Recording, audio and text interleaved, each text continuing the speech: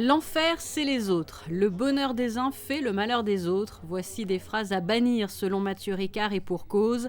Ce docteur en génétique cellulaire, devenu moine bouddhiste, est une formidable source d'énergie positive, très communicative. Il cherche à développer l'altruisme et la nécessaire bienveillance qu'il faut étendre autour de nous. Ceux qui se disent « moi en fait ce qui m'intéresse c'est mon bonheur », ils devraient savoir que la poursuite d'un bonheur égoïste, ça ne marche pas. Parce que moi, du matin au soir, ça vous rend un ami misérable. Et, comme disait mon ami philosophe Alexandre Jolien, dans la bulle de l'ego, ça semble renfermé. Donc, vous rendez l'ami misérable et vous la rendez aux autres. Parce que quelqu'un qui est tout le temps, qui pense qu'à lui, qui veut instrumentaliser les autres, il ne va pas se faire beaucoup de copains. Donc, d'une part.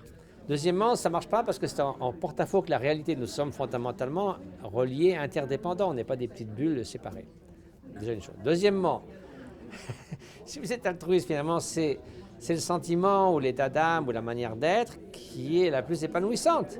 Donc même si vous pensez qu'à vous, ce qui d'abord ne marchera pas d'ailleurs, mais sachez que si vous êtes vraiment ouvert à autrui, altruiste, bienveillant, solidaire, le but c'est bien sûr d'être ouvert à autrui, mais de surcroît, comme un bonus, vous allez aussi contribuer à votre propre épanouissement. Ce n'est pas un calcul.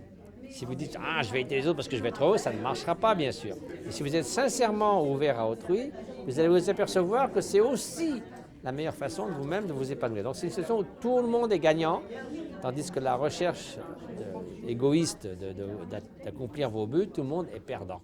Et malgré les impacts négatifs des activités humaines sur l'environnement, les désirs égoïstes, le profit, l'argent et les conflits, Matthieu Ricard a foi en l'humanité et croit profondément que chacun d'entre nous peut encore changer.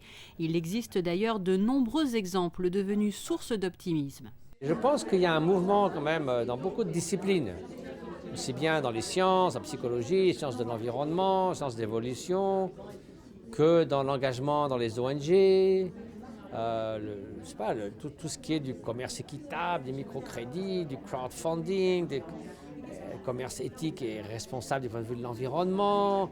Il y a quand même tout un mouvement dans différents domaines qui, moi, me réconforte parce que ça vient justement d'acteurs très différents dans le monde, entrepreneurs sociaux, qui viennent de toutes sortes d'horizons, mais qui convergent vers cette même idée que nous sommes déjà des super coopérateurs, mais qu'on doit passer à un degré de coopération supplémentaire pour survivre.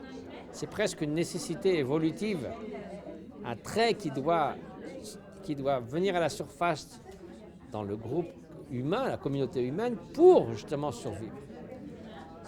Comme disait Martin Luther King, soit nous allons survivre ensemble comme des êtres altruistes, soit nous mourrons tous comme des idiots. C'est-à-dire que chacun pour soi, ça ne marchera pas dans un monde interdépendant. Autre belle illustration chargée d'optimisme, elle évoque l'enfance, puisque des études ont montré que dès l'âge de 8 mois, un bébé aime partager ses repas et ses jouets avec d'autres petits êtres que lui. Un altruisme tout naturel.